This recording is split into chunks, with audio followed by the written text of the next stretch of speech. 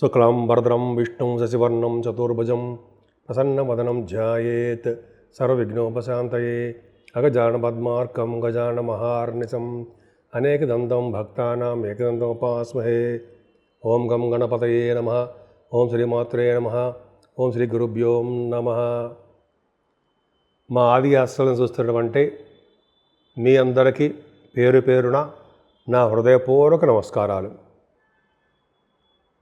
మా ఆది ఆశ్రమంలో వస్తున్నటువంటి వీడియోలు మీకు నచ్చాయి అనుకుంటున్నాను. అలాగే మీకు మా వీడియోలు నచ్చితే లైక్ చేయండి, షేర్ చేయండి, సబ్స్క్రైబ్ చేయండి. నా పేరు వాడ్రేవ్ ఆదినారాయణ శర్మ, సిఎంఏ, ఏసీఎంఏ, అలాగే ఎంఏ ఆస్ట్రాలజీ అండి. నా సెల్ నంబర్ 7075389589 7075389589 అండి. మీరు ఈ నెంబర్కి కాల్ చేసినా లేకపోతే మీరు వాట్సాప్లో మెసేజ్లు పెట్టినా నేనే మీకు రెస్పాండ్ అవుతాను. మీ ఫోన్స్ చూస్తాను. అలాగే మీ జాతకాలు చెప్పించుకోదలుకుంటే ఈ కింద నెంబర్కి ఫోన్ చేయండి. తప్పకుండా పరిష్కార మార్గాలు నేను చెప్తాను.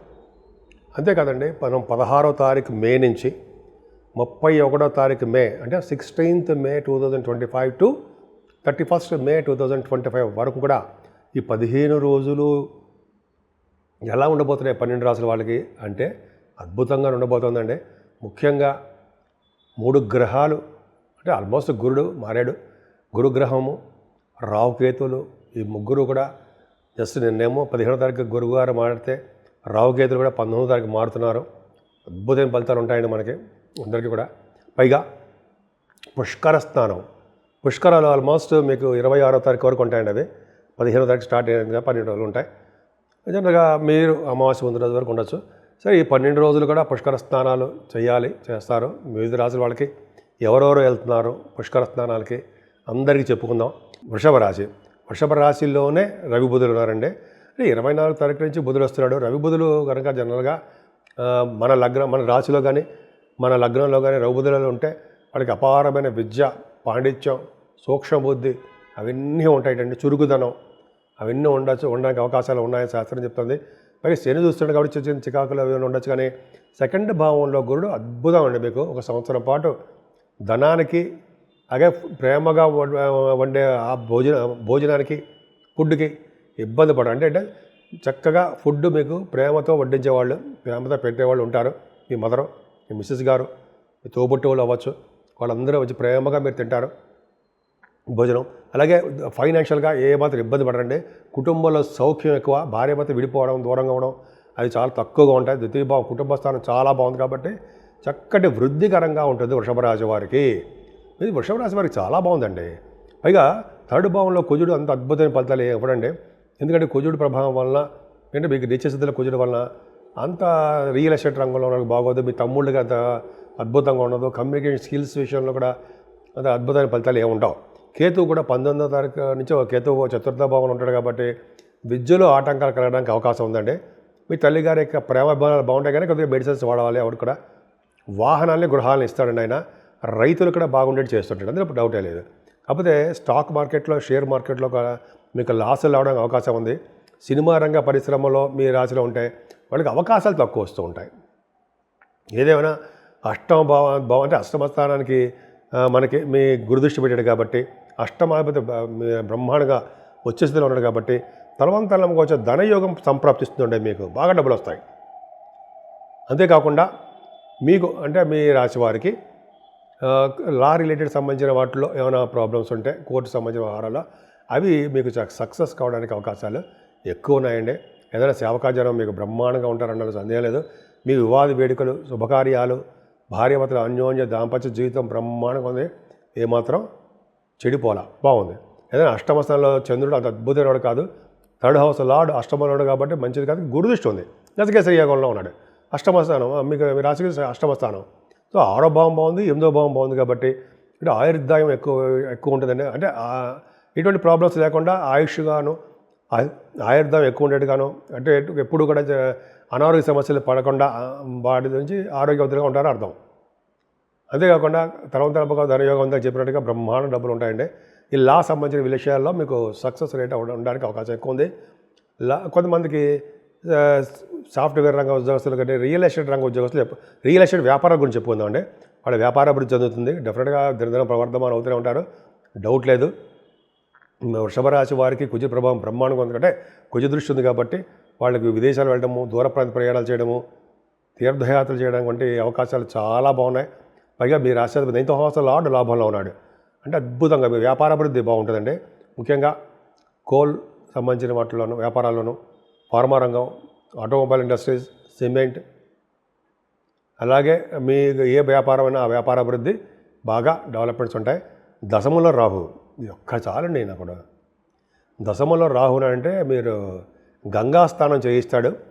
ముఖ్యంగా ఆయన నదీ పుష్కర సరస్వతి నదీ పుష్కర స్నానం చేయిస్తాడండి. మీకు పుష్కర స్నానం చేసేటప్పుడు సంకల్పపూర్వకంగా స్నానం చేయాలి. మృతికా స్నానం అంటే మృతిక అంటే మట్టిని నదిలో వేయడం, అది చేయాలండి. సంకల్పపూర్వకంగా స్నానం చేయడం వల్ల పైగా జ్ఞాన సరస్వతిలో మీరు అంటే పూజలు కాదు, పూజలు చేస్తారనుకోండి, స్నానం చేస్తున్నారు, చాలా అదృష్టం. ఆ రాహు ప్రభావం వల్లనే బాహులు మీకు చెప్తుంటాడు ఆయన. దశమంలో రాహు డాక్టర్స్, దశమంలో రాహు అంటే డాక్టర్స్ వృత్తిలో కుంభరాశిలో ఉన్నారు. మీకు పైగా రాహు డాక్టర్స్ వృత్తిలో ఉంటారు. మీరు ఏ ప్రొఫెషన్లో ఉన్నా ఆ ప్రొఫెషనల్గా బాగా డెవలప్ అవుతారు. ఉదాహరణకి మీరు సాఫ్ట్వేర్ రంగ ఉద్యోగస్తులైనా, అదే బ్యాంకింగ్ రంగంలో ఉన్న, గవర్నమెంట్ సంబంధించిన ఉద్యోగాలు ఉన్నా బాగా రాణిస్తారు. ముఖ్యంగా దశమరాహు ఉన్నాడంటే రాజకీయ రంగంలో విశేషమైనటువంటి పలుకుబడి కలిగి ఉంటారు మీరు. అంతేకాకుండా ప్రజాదరణ, ప్రజాభిమానాలు ఎక్కువ, పదవులు రావడానికి కూడా అవకాశాలు ఉన్నాయి. ఏదైనా శని శుక్రులు మీకు లాభస్థానంలో బ్రహ్మాండంగా ఉన్నారు. సో లాభస్థానంలో శని వల్ల కూడా, లాభస్థానంలో శుక్రుడు వల్ల కూడా బాగా విశేష సంపదలు కలగడానికి అవకాశం ఉందండి. అద్భుతమైన సంపదలు ఉంటాయి, డౌటే లేదు. అంతేకాకుండా మీకు మీ అక్కయ్య గారికి వాళ్ళకి బాగా కలిసి రావడము, మీరు ఏ వ్యాపారం పెట్టినా, సినిమా రంగం కూడా అంతే, సినిమా రంగ వ్యాపారాలైనా సరే మీ దినదిన ప్రవర్ధమానం అవుతూనే ఉంటుంది. మీకు బుధుడు కూడా 2nd హౌస్ లాడు, బుధుడు 12వ భావంలో ఉన్నాడు. అంటే బహుశా 24 తారీఖు వరకు ఉంటాడు ఆయన, 23 వరకు ఉంటాడండి. అంటే 16 తారీఖు నుంచి 23, 7 రోజులు, వారం రోజులు అక్కడ ఉంటాడు. బహుశా మీరు ఫారిన్ కంట్రీస్ వెళ్ళడానికి అవకాశం ఉంది. అంటే ఉన్నతమైన మీరు చేస్తున్న ఉద్యోగం కోసము, జీవన భృతి కోసము విదేశాలు వెళ్ళడం, డబ్బు సంపాదించుకోవడం జరగడానికి అవకాశాలు ఎక్కువ. అలాగే ధనం కూడా బాగా ఖర్చు పెడుతూ ఉంటారు. ఏదేమైనా రాహుకేతుల మధ్యలో ప్లానటరీ పొజిషన్ ఉండిపోయిందండి. చంద్రుడు తప్ప కుజుడు కూడా నీచస్థితిలో ఉన్నాడు కాబట్టి అంత అద్భుతమైన ఫలితాలు ఇవ్వడం. ఎలాగో మీరు తప్పకుండా మీరు పుష్కర స్నానం చేస్తున్నారు. ఆ పుణ్యక్షేత్రాలు, పుణ్యదుల స్థానాలు అక్కడ వెళ్ళేటప్పుడు సుబ్రహ్మణ్య స్వామిని, మీకు అమ్మవారిని పూజించండి, చక్కటి ఫలితాలు ఉండి తీరుతాయి. 12 రాశుల వారికి రెమెడీస్ గురించి చెప్పుకుందామండి.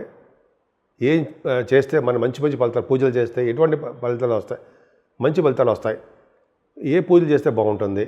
12 రాశుల వాళ్ళకి మేషం నుంచి మీన రాశుల వరకు కూడా ముఖ్యంగా ఏంటంటే ఆ రాహుకేతుల మధ్యలో ప్లానెట్స్ ఉండిపోయాయండి.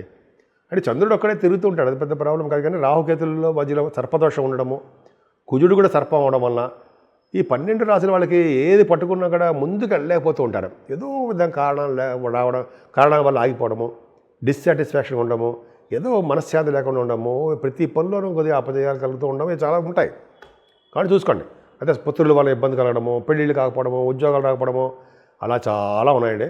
ఓకే, ఫస్ట్ పాయింట్ ఏంటంటే అవకాశం ఉంటే కాళహస్తి వెళ్ళండి, రాహుకేతు పూజ చేయించుకోండి. ఒకవేళ మనం చేయించుకోలేము, ఇంటి దగ్గరే అమ్మవారి దగ్గర పూజలు చేసుకోవడము, మన ఊళ్ళోనే చండీ హోమాలు, కనకదుర్గ అమ్మవారి పూజ చేసుకోవడము, అలాగే గాయత్రి మంత్ర జపం చేయడము, పార్వతీ అమ్మవారిని శ్రీశైలంలో భ్రమరామ అమ్మవారు ఆవిడ చేసుకోవడం మంచిది, అది అద్భుతం ఫలితాలు ఉంటాయి.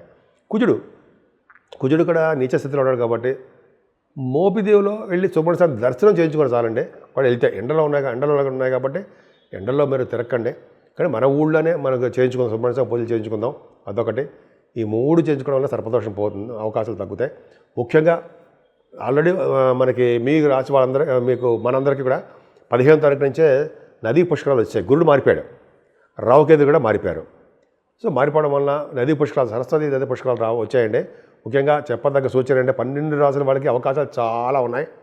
మీ జాతకాల రీత్యా చూసుకోండి, వెళ్ళి స్నానం చేస్తారు. ముఖ్యంగా మృతికా స్నానం అంటే మట్టిని నదిలో వేయడము, అదొకటి. తర్వాత సంకల్పపూర్వకంగా బ్రాహ్మణ్ణి పెట్టుకుని సంకల్పపూర్వకంగా చేయాలి. సంకల్పపూర్వం అంటే అర్థం ఏంటంటే మీ గోత్రనామాలు ఏంటి, మనం ఎక్కడున్నాము, ఏ నది తీరం ఉన్నాం, ఏ ప్రాంతంలో ఉన్నాం, ఏ ప్రాంతంలో ఉన్నా విని చెప్తారనమాట ఒక బ్రాహ్మణుడు. మనకు తెలియకపోతే ఆయన చెప్పించుకోవచ్చు. చెప్పిన తర్వాత మాత్రమే సంకల్పపూర్వకంగా స్నానం చేయండి. నది ఒడ్డు దగ్గర బ్రాహ్మణులు చాలామంది ఉంటారు. చేసిన తర్వాత అప్పుడు మీకు ఫలితాలు బాగా వస్తాయి. గబగబా దూకేసి స్నానం చేస్తే ఫలితాలు ఏమీ రావండి. ఆ నదిలో పవిత్రంగా స్నానం చేయాలి. ఎందుకంటే సరస్వతి నది కాబట్టి జ్ఞానాన్ని ప్రసాదించే అమ్మవారు కాబట్టి మనం అశ్రద్ధగా చేయకూడదు. ఎంతో ప్రేమగా ఎంతో ఇష్టంగా స్నానం చేయాలి. సరే రండి. అది తర్వాత అది అయిపోతున్న తర్వాత ముఖ్యంగా 22వ తారీఖునే హనుమత్ జయంతి వస్తుందండి. చాలా పవర్ఫుల్.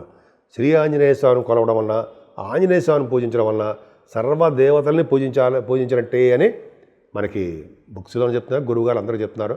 కాబట్టి ఆంజనేయ స్వామిని పూజించడం వలన యథావిధిగా సింధూరం రాయించడం వలన శనీశ్వర దోషాలు పోతాయని, అలాగే ఆంజనేయ స్వామికి వస్త్ర సమర్పణ, అలాగే అప్పాలు, స్వామివారికి ఏమో గారెల దండ పూజించడం వేయడము, తమలపాకులతో పూజ, ఇవన్నీ పూజలు చేయించుకోవడం వల్ల 11 ప్రదక్షిణాలు, స్వామివారి దగ్గర దీపారాధన వెలిగించడం చేయడం వల్ల శనీశ్వరుడు వల్ల దోషాలు కాకుండా ఏ గ్రహాల వల్ల వచ్చే దోషాలు మన మీద లేకుండా ఆయన మనల్ని కాపాడతాడు.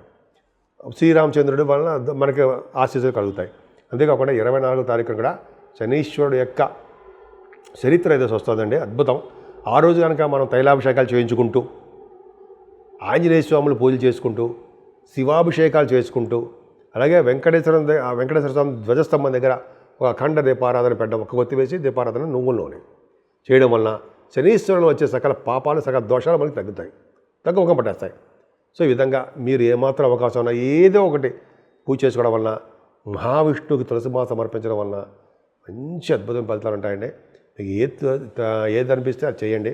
మీరు ఎలాగో పుష్కర స్థానాలకు వెళ్తున్నారు, దారి మధ్యలో చాలా దేవాలయాలు కనిపిస్తాయండి. దేవుడు అందరికీ దండం పెట్టుకోండి.